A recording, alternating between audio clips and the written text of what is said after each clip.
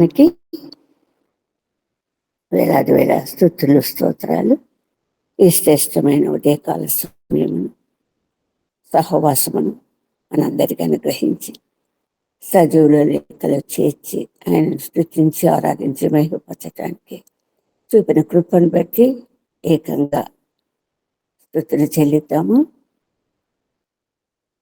సమస్తము సాధ్యమైంటున్న మన ప్రభు ఏంటుండగా, సర్వోన్నతుడు ఏంటుండగా, ఆయనకు సాటి సమము మించిన వారు ఎవ్వరూ లేనటువంటి మన ప్రభు ఏంటుండగా ఎంతో ధన్యత కలిగినటువంటి వారు ఏంటున్నాం మనము.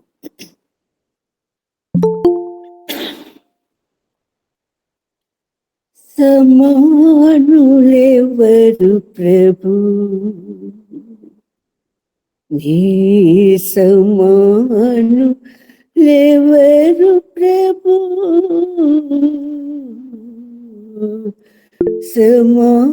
సమానులెవరు ప్రభు, సమస్త మానవ శ్రమానుభవము,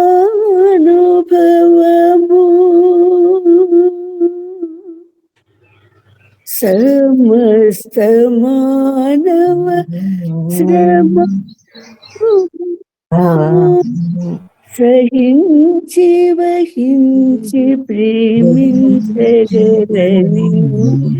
సహించి వహించి ప్రేమించగలని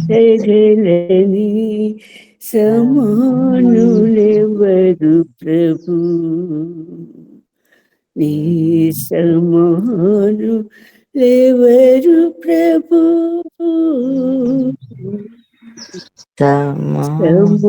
సమానులెవరు ప్రభు. మహోన్నతుడా, మహిమాన్వితుడా, సర్వశక్తిమంతుడా, సమస్తం సాధ్యమించిన తండ్రి, ఎంతో గొప్ప ధన్యత మాకు అనుగ్రహించినావు నాయన. మీ బిడ్డలంగా మీ పరిశుద్ధ సన్నిధి మాకు అనుగ్రహించున్నారు. స్తుతించి ఆరాధించి మేము పరుస్తుంటున్నాము.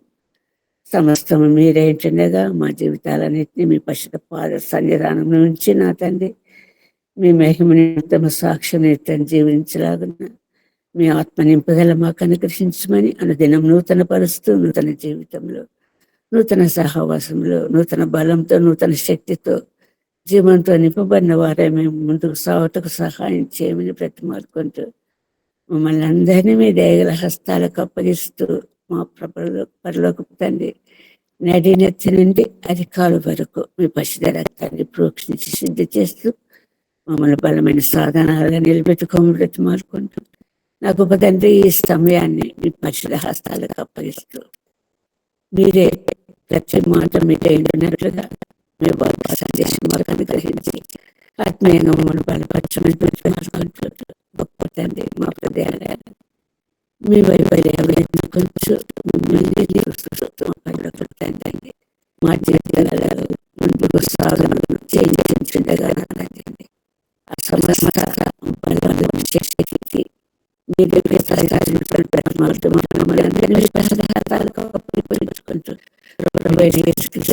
ప్రార్థించి పెట్టుకుంటున్నాం తండ్రి. తీలారా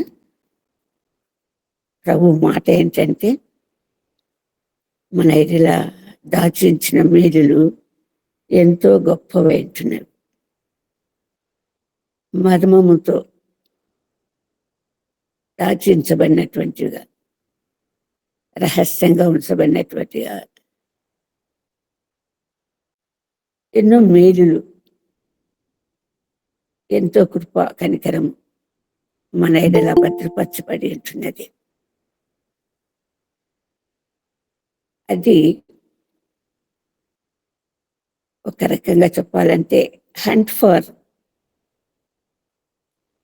ఇన్నర్ హీలింగ్. మనం బాహ్యంగా ఆరోగ్యంలో కలిగిన వారమై ఉన్నప్పటికీ అంతరంగంగా ఎంతో అస్వస్థత కలిగినటువంటి వారంగా ఉంటున్నామన్నటువంటి వాస్తవం. అది నిజం. ఆ అంతరంగపు అస్వస్థత, ఆ ఇంటర్నల్ హీలింగ్ ఒక్క ప్రభువు మాత్రమే మనకు అనుగ్రహించగలడు. ఆయన ఆత్మ ద్వారా మాత్రమే మరి ఆ కార్యం జరగగలదు. మన స్వశక్తి చేత కానీ, మన బలం చేత కానీ ఏ కార్యం జరగదు. కానీ కేవలము ప్రభు యొక్క ఆత్మబలం చేత మాత్రమే ఈ అంతర్గత అస్వస్థత, జబ్బు తొలగించబడుతుందని ఖచ్చితమైనటువంటి సందేశం మనకుంది. ఆయనకు సమానం ఎవ్వరు లేరు. ఆశీర్వాదాలన్నీ మరుగు చేయబడి ఉన్నాయి. All the blessings are in disguise. మరుగుపరచబడి ఉంచినవి. అవి సమయానుకూలంగా ప్రభువును మనం సమీపించినప్పుడు, ప్రభు దగ్గర మనం మొరపెట్టుకున్నప్పుడు, లేదా మనలోని యొక్క అమితమైనటువంటి బాధ వేదన ప్రభు సన్నిధానం చేరినప్పుడు ప్రభు వారిని విడుదల చేయడానికి సిద్ధంగా ఉంటున్నాడు. కేవలము నిరీక్షణని మనకు అనుగ్రహించుంటున్నాడు. గొప్ప ప్రభు అని ఒక్కడు మనకున్నాడు. ఆయన నిరంతరము చూచుతున్న దేవుడే ఉంటున్నాడు, కాపాడుతున్న దేవుడే ఉంటున్నాడు, వినుచున్న దేవుడే ఉంటున్నాడు అన్న వాస్తవికత కలిగిన వారమైతే ఈ లోక సంబంధమైన జీవితంలో, నిరంతర పోరాటంలో, అంధకార సంబంధమైన పోరాటంలో సైతాన్ని కలిగించే ప్రతి కీడు, ప్రతి ఆటంకం, ప్రతి ఉపద్రవము నుండి మరి ప్రభు మనకు మార్గము ఏర్పరిచి సిద్ధపరిచినటువంటి మార్గము బయలుపరచబడటానికి ప్రభు సంసిద్ధంగా ఉంటున్నాడు. కేవలం మనకు కావాల్సింది ప్రభు యందు నిరీక్షణ, ప్రభు వైపు చూడగలిగిన కన్నులు, ప్రభు మాటలు వినగలిగినటువంటి చెవులు. హార్సన్ అనే వ్యక్తి ఒకడు ఉన్నాడట. అతను ఎప్పుడు కూడా హంటింగ్ అంటూ, ఫిషింగ్ అంటూ, రైడింగ్ బైక్స్ అంటూ, స్కేటింగ్ అంటూ ఎప్పుడు కూడా బయట ప్రపంచం యొక్క జీవితాన్ని ఆశించేవాడంట. తన సమయాన్ని అంతా కూడా బయట ప్రపంచంలోనే వెచ్చించేవాడంట. అటువంటి ఇతనికి ఉన్నట్టుండి అకస్మాత్తుగా, ప్రమాదం అంటే అకస్మాత్తుగా కలిగేటివే, ఊహించనిగా కలిగేటివే ప్రమాదాలు. అలాంటి మోటార్ సైకిల్ ప్రమాదం కలిగి ప్యారలైజ్ అయిపోయాడు. డిప్రెషన్కు లోనయ్యాడు. అమితమైన దుఃఖము, ఆవేదన ఆవరించింది. నిస్సహాయ స్థితి, కదలలేనటువంటి స్థితి, అటువంటి వీల్ చైర్కి అంకితమైనటువంటి స్థితి, తనకంతా కోల్పోయిన భ్రమ, కోల్పోయినటువంటి ఆలోచన, తనకంటూ ఇంకేమీ లేదన్నటువంటి ఆలోచన, తన జీవితమే వ్యర్థమైనటువంటి ఆలోచన. అటువంటి సందర్భంలో నడిపించబడ్డాడు. తిరిగి బయట ప్రపంచంలోనికి తీసుకుపోబడినప్పుడు అమితమైనటువంటి ఉత్సాహము, అమితమైనటువంటి ఆనందము, తెలియనటువంటి ఒక సంతోషము, తెలియనటువంటి ఒక బలము ఆయనను ఆవరించి తన స్థితిని మర్చిపోగలిగాడంట. తను ఎట్టి స్థితిలో ఉన్నాడో మర్చిపోయి సంపూర్ణంగా దేవుని సృష్టిలో లీనమైపోయి ఆ అందాలు అనుభవిస్తూ ఒక ఉత్సాహకరమైనటువంటి తనకు తాను ఆసక్తికరమైనటువంటి ఒక జీవితాన్ని ప్రేరేపించుకొని మరికి ముందుకు సాగటానికి సంసిద్ధపడినప్పుడు సంపూర్ణంగా తాను గెలవగలిగినాడు. ఆ భయంకరమైనటువంటి ఆ స్థితిలోనికి బయటికి నెట్టబడ్డాడు. అందులోకి ప్రేరేపించబడినటువంటి వారిని బట్టి ఆయన సంపూర్ణంగా సంతోషము, ఆనందం వ్యక్తం చేసి మరి ఆ స్థితిలో తిరిగి పూర్వ స్థితిని పొందగలిగినటువంటి వ్యక్తిగా మరి కనపడుతుంటున్నాడు.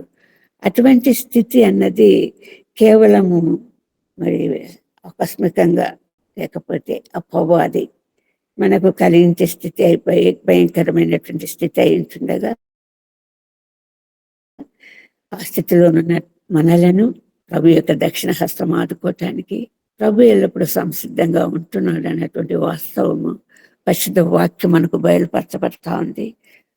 యెషయా గ్రంథము 61వ అధ్యాయం మొదటి భాగంలో చూస్తే ఇక్కడ రాయబడినటువంటి వచనం ఏంటంటే, ప్రభు యెహోవా ఆత్మ నా మీదకి వచ్చి ఉన్నది, దీనులకు సువర్తమానం ప్రకటించుటకు యెహోవా నన్ను అభిషేకించెను, నలిగిన హృదయం గల వారిని దృఢపరచుటకు, చెరలో ఉన్న వారికి విడుదలకు, బంధింపబడిన వారికి విముక్తిని ప్రకటించుటకు గొప్ప కార్యములు, దయగల కార్యములు, జీవంతో కూడిన కార్యములు, శక్తిగల కార్యములు, మానవ మాత్రం ఎవరు చేయనటువంటి కార్యములు చేయటానికి ప్రభు సిద్ధంగా ఉన్నాడు. ఎప్పుడు అంటున్నాడు? ప్రభువుకు యెహోవా ఆత్మ నా మీదకి వచ్చినప్పుడు, దేవుని ఆత్మచేత నింపబడినటువంటి ప్రభువు మన మధ్య సంచరించినప్పుడు, ఆయన ఆత్మ మనతో ఉన్నప్పుడు, సంచరించినప్పుడు, అది ఎట్టి స్థితి అయినా కానీ, ఎంతంటే భయంకరమైన స్థితులు ఇక్కడ కనిపిస్తూ ఉంటున్నాయి. నలిగిన హృదయం కలవారిని సంపూర్ణంగా ఒక కుంచుకుపోయినటువంటి స్థితి, దీనస్థితి కలిగిన వారికి ఒక బలమైన హృదయం కావాలి, శక్తి కలిగిన హృదయం కావాలి, మేల్కొన్న హృదయం కావాలి. చెరలోనున్న వారికి విడుదల అంటే ఒక బందిఖానా లాంటి పరిస్థితి, సంపూర్ణంగా స్వాతంత్రం లేని పరిస్థితి, బంధింపబడినటువంటి పరిస్థితి, ఆ చెరసాలలో నుండి విడుదల పొందటానికి ప్రతి ఒక్క అవసరతను, ప్రతి ఒక్క నిస్సహాయతను ప్రభువు మనకు దూరం చేయటానికి సిద్ధంగా ఉన్నటువంటి ప్రభు మనకుంటున్నాడు. ప్రభు మనల్ని ఎంతో ప్రేమించి ఉంటున్నాడు అన్నటువంటి వాస్తవం మనకు తెలుసు.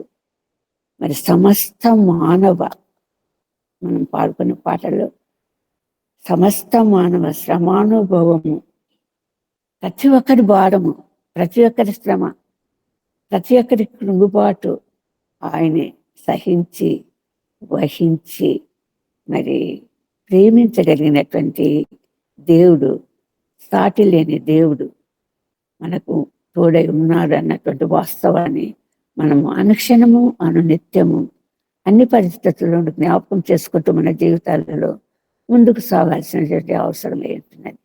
అమితమైన ప్రేమ కలిగిన ప్రభువు సృష్టి ఆరంభంలో సమస్తము సృష్టించినాక ఏదైనా తోటలో హవ్వను ఆదామును ఉంచిన తర్వాత మరి ఎదుర్కొన్న పరిస్థితులు మనకు బాగా తెలుసు.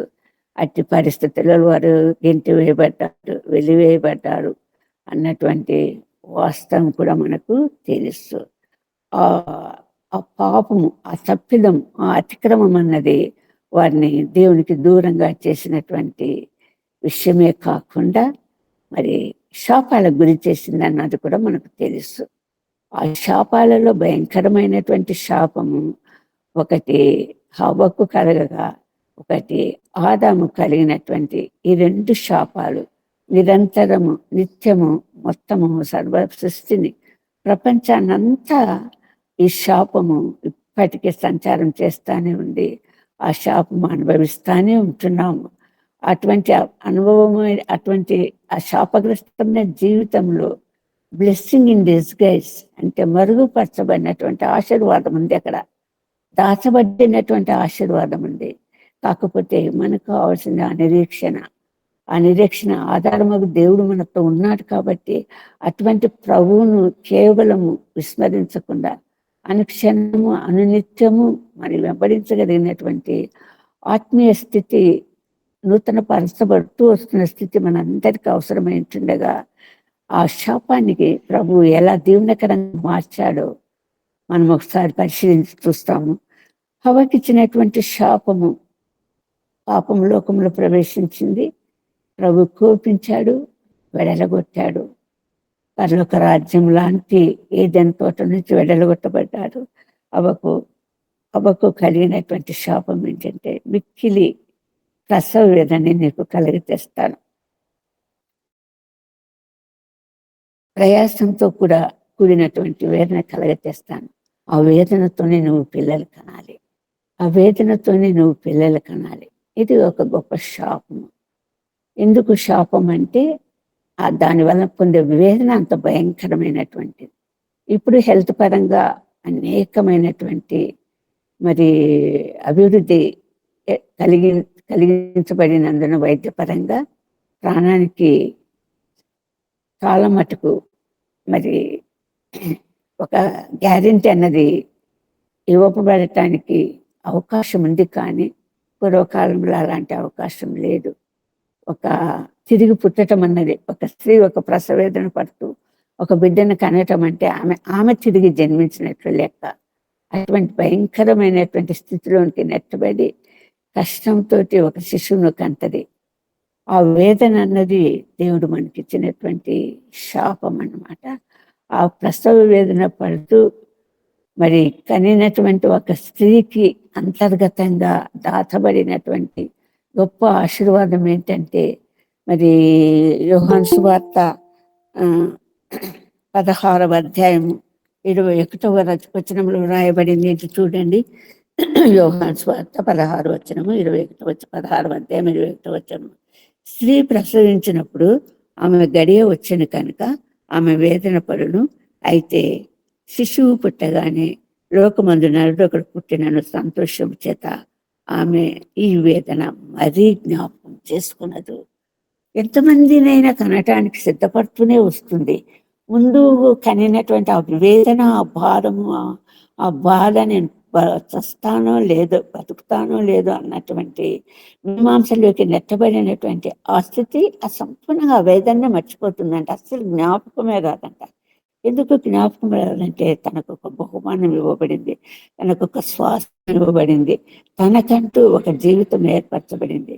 ఒక సంతోషకరమైనటువంటి ఆ బిడ్డను చూస్తూ సమస్తము మర్చిపోతుందంట. సంతోషము, ఆనందము అనుభవించేటటువంటి ఒక ఆశీర్వాదము దేవుడు అనుగ్రహిస్తాడు. It is a blessing in disguise. ఆ మరుగుపరచబడినటువంటి ఆశీర్వాదం కొరకు ఆ స్త్రీ అంత ప్రసవేదన, అంత శ్రమ పడమంటున్నాడు ప్రభు. ఎందుకంటే దాని తర్వాత వచ్చే ఆనందం చాలా గొప్పదై ఉంటున్నది. దాని తర్వాత వచ్చే ఆశీర్వాదం చాలా గొప్పదై ఉంటున్నది. ఇది భౌతికంగా మరి ఆ కాలం నాటి మనం చూస్తే దేవుడు ఆశీర్వదించినట్టుగా ఇసుక రేణువులంత విస్తారంగా, ఆకాశ నక్షత్రంత విస్తారంగా సంతానం కనటం అన్నది ఒక గొప్ప ఆశీర్వాదము. మనకంతా తెలుసు. ఎంతమంది బిడ్డల కంటే అంత గొప్ప ఆశీర్వాదము. 12 మంది 16 మంది కన్న తల్లులు కూడా ఉన్నారు ఆ కాలంలో. ఈ కాలం అది లేదనుకోండి. ఇద్దరితో సరిపుచ్చుకునేటటువంటి ఆవశ్యకత ఏర్పడి దానికి లోబడినటువంటి జనాంగంగా ముందుకు సాగుతున్నటువంటి విషయం ఏంటున్నది. ఏమైతేనేమి ఆశీర్వాదం అన్నది చాలా గొప్ప ఆశీర్వాదం. కాకపోతే ఇది శ్రమతో కూడింది, వేదంతో కూడింది. ప్రభు ఇచ్చినటువంటి అది శాపం. ఆత్మీయంగా చూస్తే ఈ వేదన, ఈ ప్రయాసము, ఈ భారము, ఈ తపన, ఇదంతా కూడా ఆత్మీయంగా కూడా గొప్ప ఆశీర్వాదానికి కారణమైనటువంటి పరిస్థితి మనం చూస్తుంటున్నాం.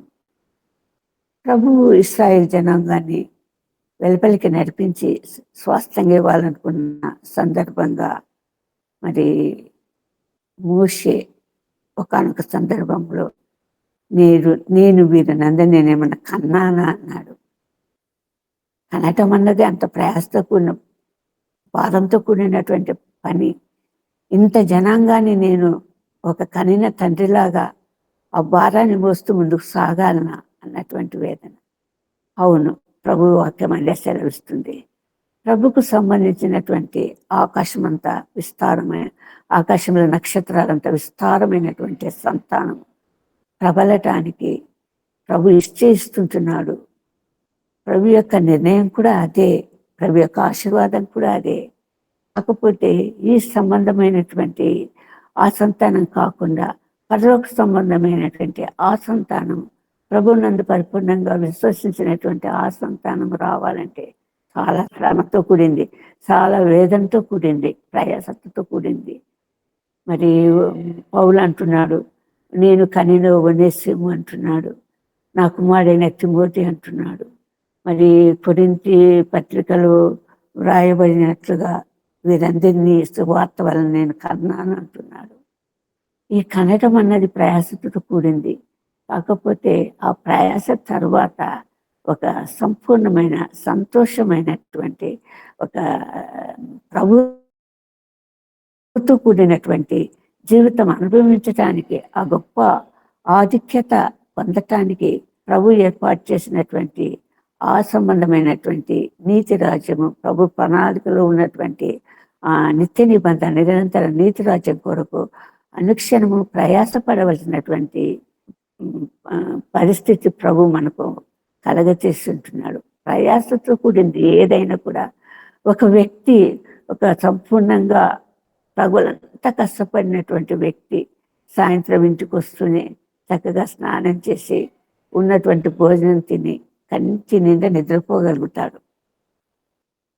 ఆ శారీరక శ్రమ బడలిక లేనటువంటి వ్యక్తి చాలా ప్రయాసపడాల్సి వస్తుంది కంటి నిండా నిద్రపోవటానికి. ఆ శ్రమ, ఆ బడలిక అన్నది బడలిక కలుగజేస్తుంది, ఆయాసం కలుగజేస్తుంది కాబట్టి ఆనందాన్ని కలుగజేస్తుంది, విశ్రాంతిని కలుగజేస్తుంది. ప్రభు ఇస్తున్నటువంటి ఆశీర్వాదాలు ఇవి. కాకపోతే శ్రమతో కూడినటువంటి ఆశీర్వాదాలుగా మనకు కనిపిస్తూ ఉంటున్నాయి. మరి ఈ ప్రసవ వేదన అన్నది మరి ఒక నిరీక్షణ కలిగినటువంటి వేదన కాబట్టి తక్కువ కాలంలో మరి పడినటువంటి ఆ శ్రమ ఒక అనంతమైనటువంటి సంతోషాన్ని, ఆనందాన్ని కలుగజేసేటటువంటి శ్రమగా మరి ఇక్కడ మనకు వాక్యం ద్వారా మనకు కనపడేస్తుంది. కాకపోతే ఆత్మీయ సంబంధమైనటువంటి శ్రమ కలిగినటువంటి వారంగా మన జీవితాలలో మనం ముందుకు సాగాలన్నది దేవుని యొక్క ఉద్దేశం ఏంటున్నది, చిత్తం ఏంటున్నది. ఆ ప్రసవ వేదన మనము పడాలని దేవుని యొక్క ఆశ ఏంటున్నది, కోరిక ఏంటున్నది. ఆ వేదన పడకపోతే మరి పౌలు సౌలుగా ఉన్న పౌలుగా మారినాక ఎన్ని దెబ్బలు తిన్నాడు, చెరసాల్లో వేయబడినాడు, కొరడ దెబ్బలు తిన్నాడు, అవమానం పొందినాడు, అసహింపబడినాడు, వెలివేయబడ్డాడు. అటువంటి శ్రమల మధ్యనే ముందుకు సాగుతూ సంపూర్ణమైనటువంటి ఒక పరిపూర్ణమైన విశ్వాసంతో కూడినటువంటి దేవునితో సంబంధమైనటువంటి జీవితాంలో ముందుకు సాగుతున్నానన్నటువంటి పరిపూర్ణమైనటువంటి విశ్వాసంగా, ఖైదీగా, చెరసాలలో వృద్ధాప్యంలో ఉన్నటువంటి పౌలు కూడా అంతిమ సాక్ష్యంగా మరి సంతోషంగా, ఆనందంగా ముందుకు సాగినటువంటి జీవితమే మనకు కనిపిస్తూ ఉంది. మరి ఇంకా ఆదాము కలిగినటువంటి ఒక శాపాన్ని మనం చూస్తే, నువ్వు నిరంతరం శ్రమ పడాలి, నువ్వు కష్టపడాలి, నువ్వు భోజనం కోసం కష్టపడాలి. అలాగే మరి మనం ఆదికాండము 4వ అధ్యాయంలో చూస్తే ఆదామును గురించినప్పుడు వాక్యంలో మనకు నేల శపించబడింది. మరి పంట సరిగా రానటువంటి పరిస్థితి, వర్షం సరిగా రానటువంటి పరిస్థితి, దున్నాలా, ఏ పంట పండించుకోవాలో తెలియదు, ఏది ఆహారంగా తీసుకోవాలో తెలియదు. అక్కడ కేవలం పండ్లు తిని జీవిస్తున్నటువంటి ఆదాము హవ్వ భయంకరమైనటువంటి శ్రమలకు ఈడ్చబడ్డారు. కేవలం పాపం, ఆజ్ఞాతిక్రమము, పాపం అన్నటువంటి పరిస్థితిలో ఒక మరణానికి సమానమైనటువంటి జీవితాన్ని వాళ్ళు బయట గడుపుతున్నటువంటి పరిస్థితిని మనం ఇక్కడ చూస్తున్నాం. కాకపోతే అటువంటి కలిగినటువంటి ఆ శ్రమ, ఆ వేదన అన్నది మరి అది తాత్కాలికంగా, భౌతికంగా ఉన్నప్పటికీ కూడా ఆత్మీయంగా అది ఒక ప్రసవ వేదనతో సమానమే. అటువంటి ఆ వేదనలో మరి అనేకుల జీవితాలు ముందుకు సాగినట్లుగా మనం వాక్యం ద్వారా తెలియచేయబడతా ఉంది. ఆత్మీయ లోతుల్లోనికి నడిపించబడడం జరిగింది.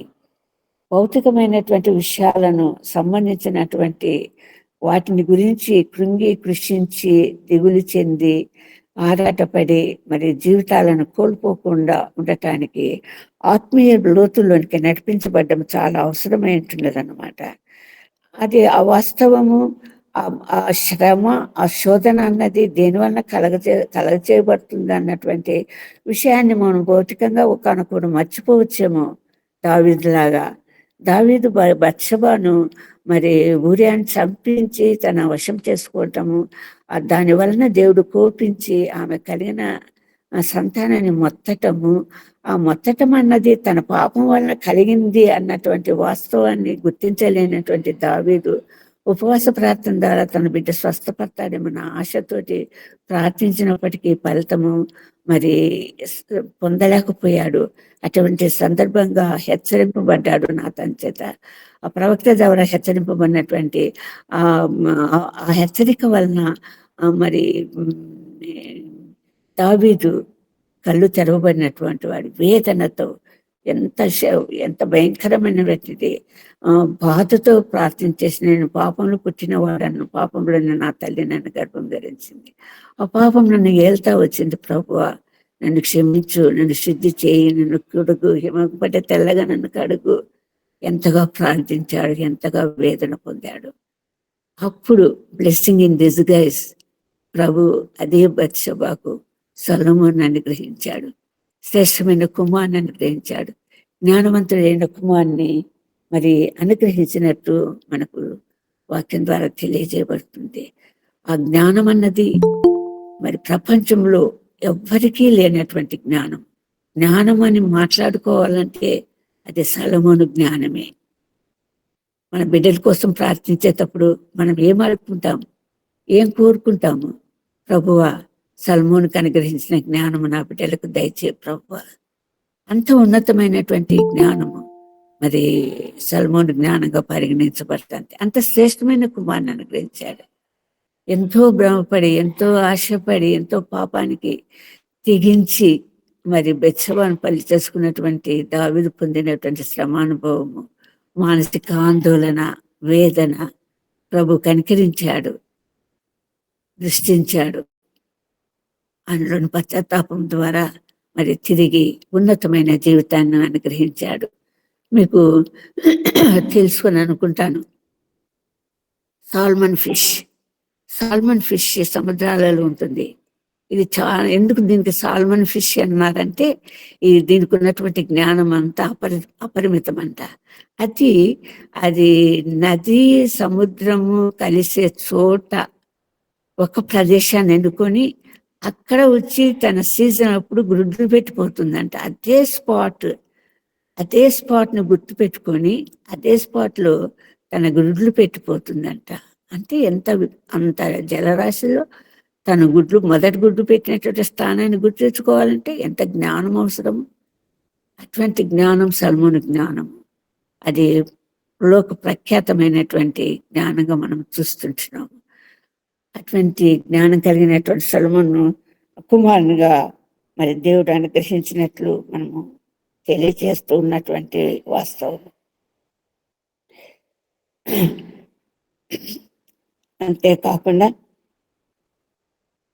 ఈ ఆదాము జీవితం వలన మనకు కలిగినటువంటి శాపం ఏంటంటే మరణం.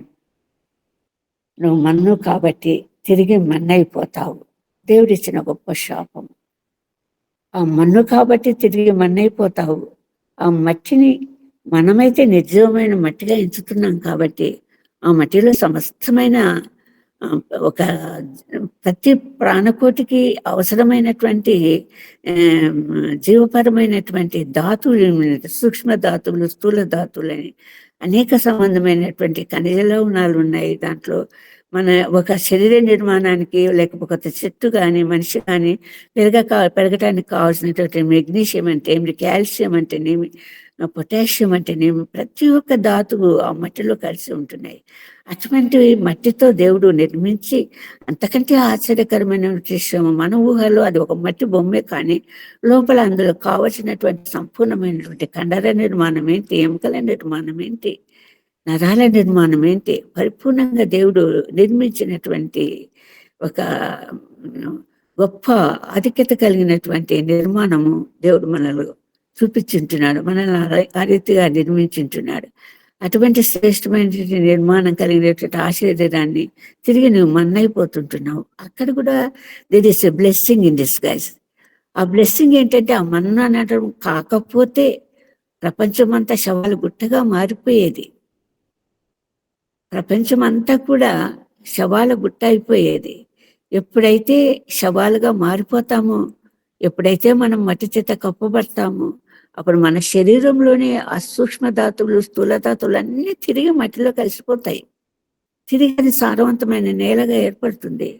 అనేకమైన కోటి జీవరాశులు జీవించటానికి అనుకూలమైనటువంటి వాతావరణం తిరిగి ఏర్పడుతుంది. That is the blessing in disguise.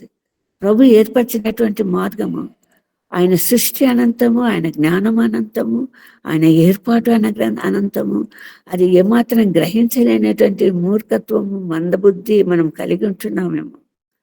అంత గొప్ప దేవునికి అంత గొప్ప హృదయము తెచ్చి అమితమైనటువంటి స్థుతులు స్తోత్రాలు చెల్లించవలసినటువంటి మనము చిన్నదానికి పెద్దదానికి నిస్సత్వం ఆవరించినటువంటి వారంగా, నిరాశ ఆవరించినటువంటి వారంగా, మన జీవితాలలో ముందుకు సాగటం సహాయం మరి ఒక పరిపాటి అయిపోయింది.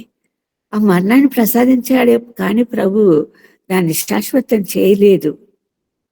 ఆ మరణం నుండి విడుదల పొందటానికి, విముక్తి కలగటానికి, తిరిగి లేపబడటానికి ప్రభు పునరుత్థానాన్ని మార్గాన్ని ఏర్పరచుకొని సిలువలో మరణం నుండి చనిపోయి పాతిపెట్టబడి మూడవ నాడు తిరిగి లేచి తిరిగి అదృశ్య లోకంలోకి వెళ్ళినటువంటి ప్రభువు ఆ ఏర్పాటు మన కలగచేసింటున్నాడు.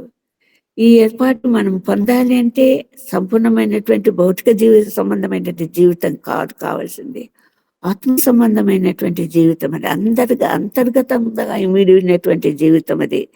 అది ఆ హంట్ అన్నది, ఆ వేటాడటం అన్నది, ఆ వెతకటం అన్నది. అందుకే పైన వాటిని వెతకండి అన్నాడు దేవుని వాక్యం.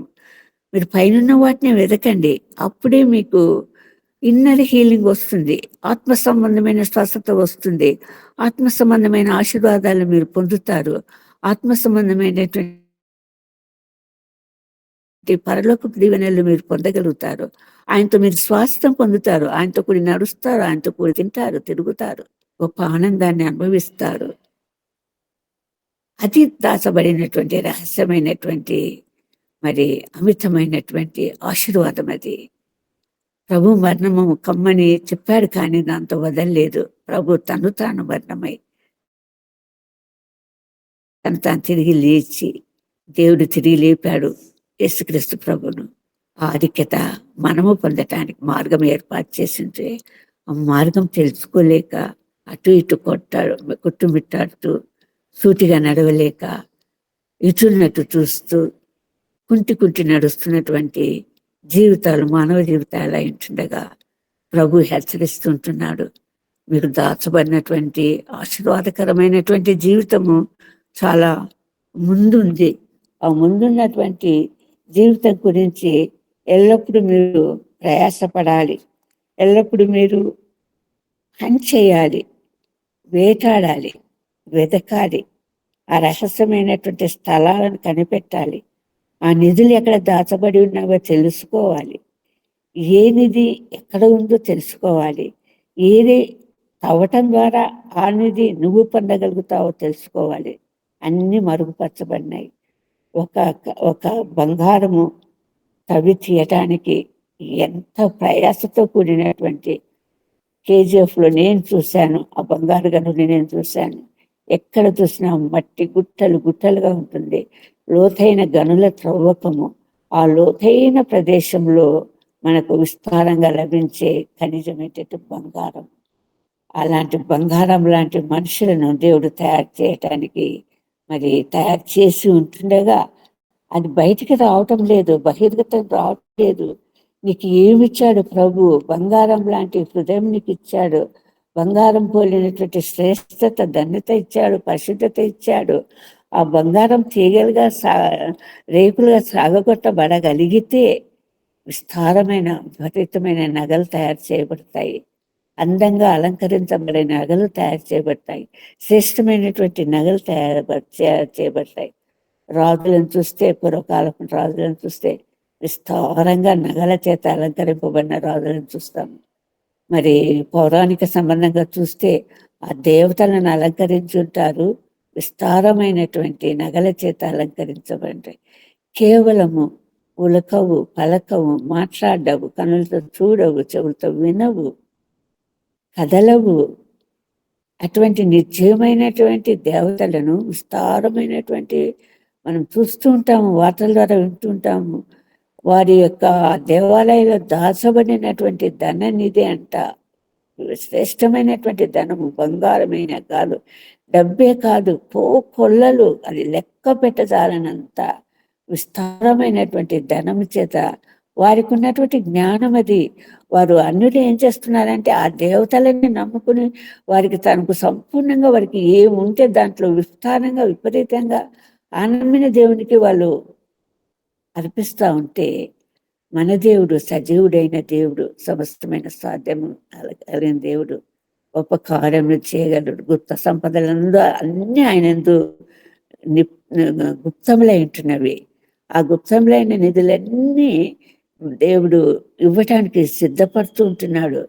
కాకపోతే నువ్వు సమీపించటం లేదు. ఆ నిధి ఏంటని తెలుసుకోవడం లేదు. దాన్ని పొందటానికి ప్రయాస లేదు. తాపత్రయం లేదు. శక్తిహీనత కలిగినటువంటి వారుగా, ఎంతసేపు కుంగి కుషించి నిరాశపడేటటువంటి వారుగా, ఆత్మీయ నేత్రాలు తెరవబడినటువంటి వారంగా, ప్రభువును చూడలేనటువంటి కన్నులు, ఆయన మాటలు వినలేనటువంటి కన్నులు. ఎక్కడో చదివాను, ఒక తండ్రి ఒక కుమారుడు తండ్రికి అనుక్షణం రాస్తుంటున్నా అడుగుతుంటున్నాడంటే, నాకు డబ్బు కావాలి, నాకు డబ్బు కావాలి అని. ఆయన ఒక బైబిల్ ఇచ్చి ఉంటున్నాడు. ఆ బైబిల్‌ను చదువు, చదువు డబ్బు కావాలన్నప్పుడు అది మాత్రమే నాకు గుర్తుందండి. సంపూర్ణంగా గుర్తులేదు. డబ్బు కావాలా అన్నప్పుడంతా కూడా కొడుకు అడిగినప్పుడల్లా లేఖనాలు చదువు, పరిశుద్ధ గ్రంథం చదువు అని చెప్పేవాడంట. అంతకు మించి జవాబు రాదంట. డబ్బు పోవటం లేదంట. విసిగినటువంటి వాడు ఏంటి బైబిల్ చదవమంటున్నాను చూస్తే ప్రతి పేజీలో, ప్రతి పుటలో మరి దాచబడినటువంటి డబ్బు నోట్లు ఉన్నాయంట. అది ఎప్పుడు సాధ్యమైంది? బైబిల్ తెరిచినప్పుడే సాధ్యమైంది. ప్రభు అదే మనతో మాట్లాడుతున్నాడు. దేవుని పరిశుద్ధ గ్రంథం నిండా కూడా దాచబడిన నిధి ఉంది. దాచబడిన సంపద ఉంది. అమూల్యమైన సంపద ఉంది. కాకపోతే అర్థం కాని సంపద. మామూలు మేధస్సుకు వివరణ కానటువంటి సంపద.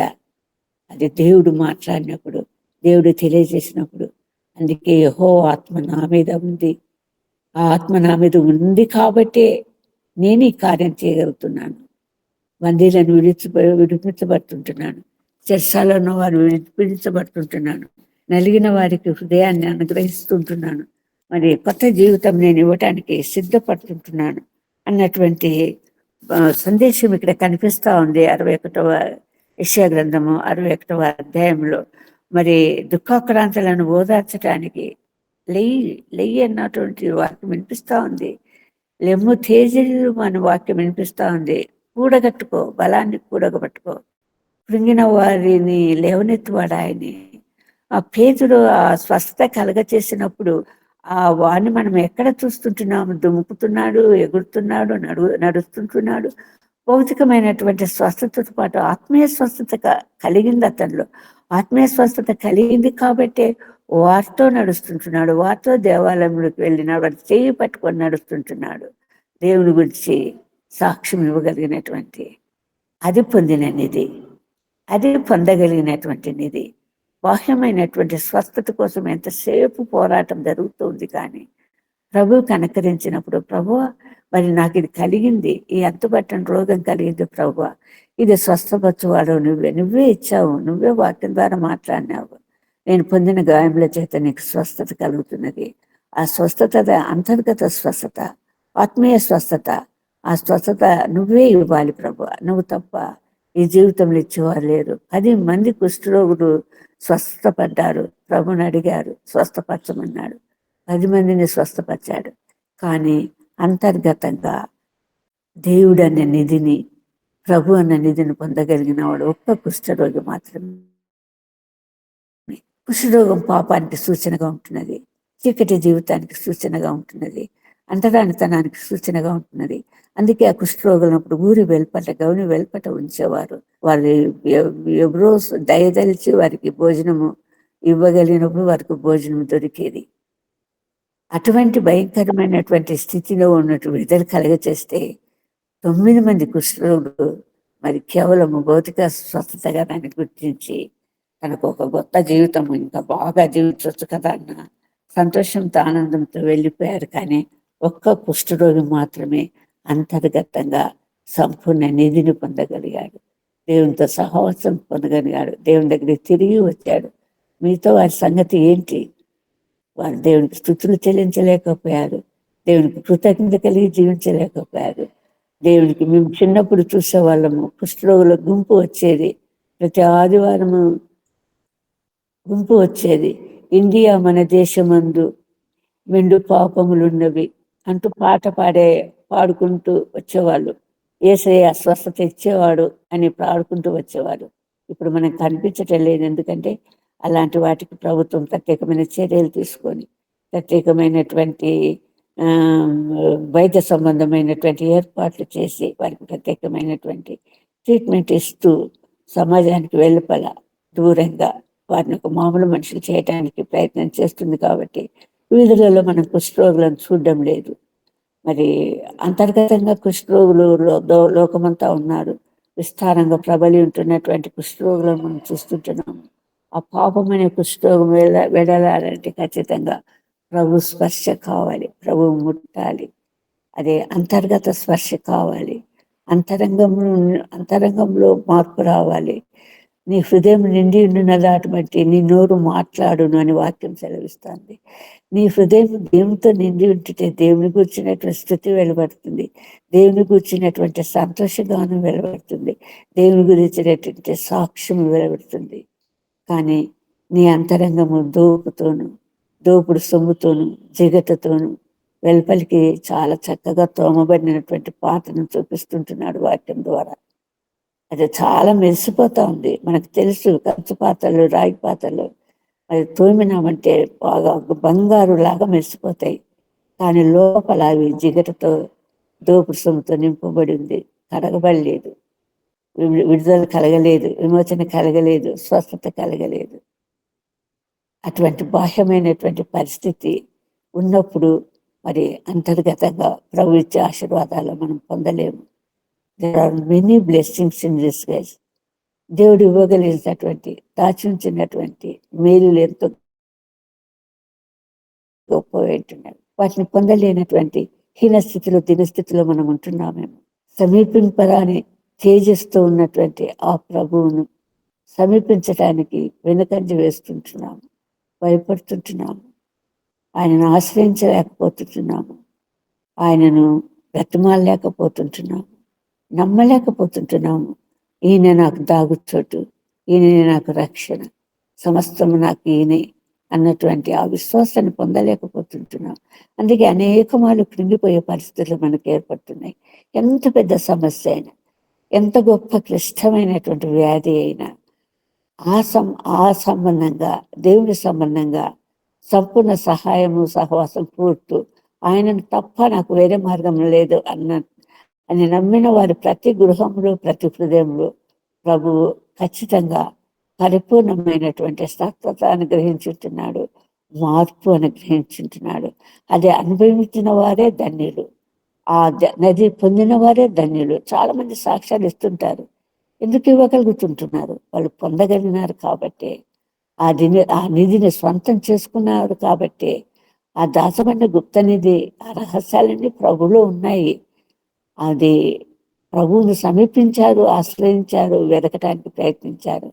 అందుకే పైనున్న వాటిని వెతకండి, పైనున్న వాటిని వెతకండి. ఈ లోక సంబంధమైనటువంటి ఒకవేళ నీకు బంగారు తవ్వుతూ ఫలాని చోట నీకు బంగారు ఉంటుంది అంటే నువ్వు చాలా ప్రయాసపడతావు. ఇక్కడ పెనుగొండలో కొండలు తవ్వుతూనే ఉంటారు. ఎందుకంటే గుప్త నిధులు ఉంటాయంట. అక్కడ బలులు కూడా అర్పిస్తారు అన్నటువంటి వాస్తవాలు మనకు వినిపిస్తుంటాయి వార్తల మూలంగా. ఎంతకైనా తెగించి ఆ లోపల దాచించబడినటువంటి ఆ నిధి కోసం తాపత్రయపడతారు, ప్రయాసపడతారే కానీ అంతర్గతంగా గుప్తంగా దాచబడిన ధననిధులు కలిగినటువంటి ప్రభువును వెతకటానికి ఏమాత్రం సిద్ధపడటానికి మరి ముందుకు రావటం లేదు. ఎక్కడ విస్తారంగా వాక్యం అయితే తెల్లబడుతుంటున్నప్పటికీ కూడా మరి విస్తారంగా కోత విస్తారమే కానీ పనివారు కొద్ది మందిగా అన్నట్టుగా మరి ముందుకు ప్రయాసపడేటటువంటి వారు లేరు. ఎందుకు అంటే ఆ నిధిని పొందలేకపోయారు కాబట్టి. ఆ స్వచ్ఛత, ఆ సంసిద్ధత ఎందుకు రావటం లేదంటే దేవుని నుండి ఆ ఇచ్చే నిధి, ఆ అమూల్యమైనటువంటి ఆశీర్వాదం నేను సువార్త ప్రకటించటానికి అంటున్నాడు. దేవుని నుండి ఆత్మను పొంది ఉంటున్నాను దీనులకు సువార్త ప్రకటించటానికి. ఎవరా దీనులు? ఎవరా అదృష్టహీనులు? ఎవరా దురదృష్టవంతులు? మరి దేవుని నుండి పొందలేని వారంతా దురదృష్టవంతులే. దేవుని హస్తము తమ వైపు చాపబడని వారంతా దురదృష్టహీనులే. అది సిద్ధంగా ఉంది అని గ్రహించలేని వారు దురదృష్టహీనులు. ఇదిగో హృదయం వద్ద నిలబడి, తలుపు వద్ద నిలబడి అనుక్షణం తట్టుతూ ఉంటున్నాడు. మీరు తేయలేకపోతున్నారు. ఆ శబ్దమే వినపడ్డం లేదు. హృదయం అనేది తలుపు వద్ద నిల్చున్న ప్రభు అనుక్షణం తడుతూ ఉంటున్నాడు, కానీ వినపడ్డం లేదు. అనేక సందర్భాలలో వినపడ్డం లేదు. అవసరమైనప్పుడు వినపడ్డం లేదు. అరే ప్రభు ఉన్నాడు కదా, వచ్చాడు కదా, తలుపు దగ్గర నిలబడ్డాడు కదా, నేను ద్వారం తీయాలి. నువ్వు తీయకపోతే మాత్రం ప్రవేశింపలేడు ప్రభు. అంతర్గతంగా నువ్వు అంగీకరించవలసినటువంటి ప్రశస్తమైనటువంటి ఖరీదైనటువంటి విలువైనటువంటి సత్యం అది. నువ్వు తలుపు తీయాలి. తెరవండి గుమ్మంలారా మీ తలలు పైకెత్తుకున్నది, పురాతనమైన తలుపులారా మీ తలలు పైకెత్తుకోండి, లేవండి, తెరవండి, గుమ్మములు తెరవండి. అప్పుడే జయవీరుడు లోపలికి నచ్చొస్తాడు. ఆ హృదయం నిండా నువ్వు దేవుని కలిగి ఉన్నప్పుడు, అంత గొప్ప నిధి నీలో ఉన్నప్పుడు ఆ కొరతే లేదు. ఆ కొరత నీకు రాదు అని దేవుని వాక్యం సెలవిస్తుంది. కాబట్టి ప్రియులారా, మనము అంతర్గతంగా దాచించినటువంటి ఆశీర్వాదాలు, మేలులు చాలా గొప్పవి ఉంటుండగా, మరి ప్రయాసతో కూడినటువంటి ఈ జీవితంలో ముందుకు సాగటానికి ఆ నిరీక్షణ లేని వారంగా ముందుకు సాగుతుంటున్నామేమో, నిరాశ నిస్పృహలతో సాగుతుంటున్నామేమో. లేదు అంటున్నాడు ప్రభు, నేనున్నాను అంటున్నాడు, నేను ఉన్నవాడను అంటున్నాడు. నిన్న నేడు నిరంతరము ఏకరీతిగా ఉన్నవాడని అంటున్నాడు ప్రభు. మన వైపే చూస్తుంటున్నాడు. ఆయన దృష్టి అంతా మన వైపే, ఆయన కను దృష్టి అంతా మన వైపే. మన ఆయుష్ ఆదాము హవ్వలు చేసిన పాపం వలన ఆయుష్ చాలా తక్కువ అయిండొచ్చు. ఎప్పుడు ఎవరికి ఏం సంభవించినో తెలియనటువంటి పరిస్థితి. కానీ ప్రభువులో ఉన్నటువంటి ధననిధి మాత్రం తరగని ధననిధి.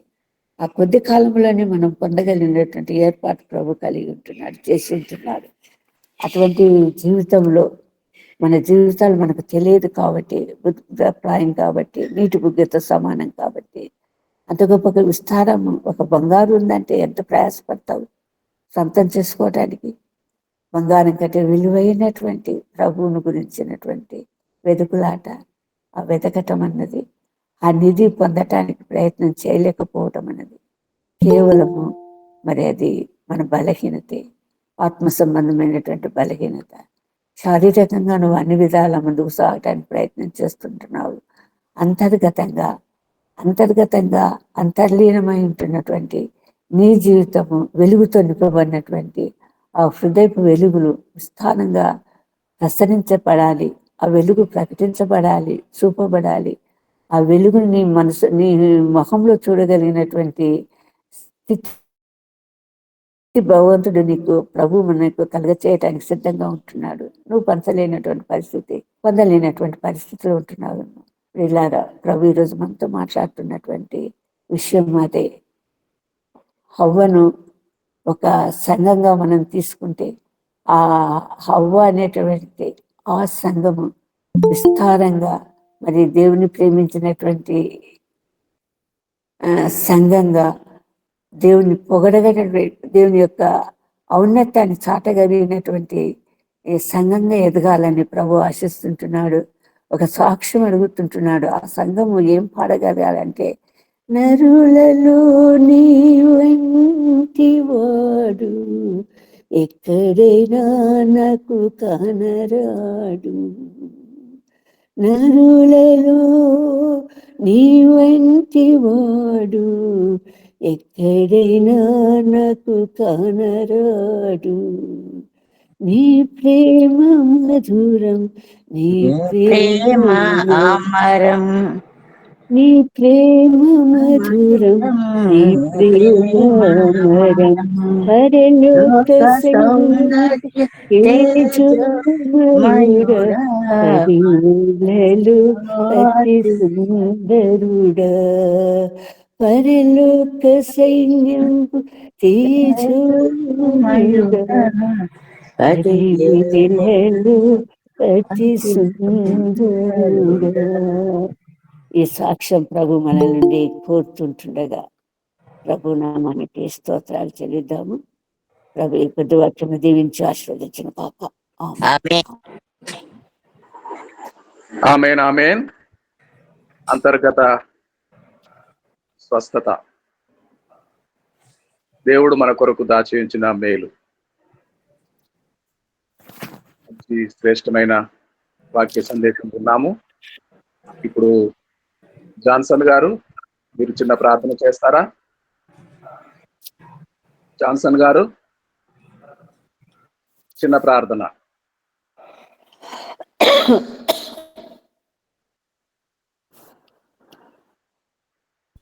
లెఫ్ట్ అయిపోయారు.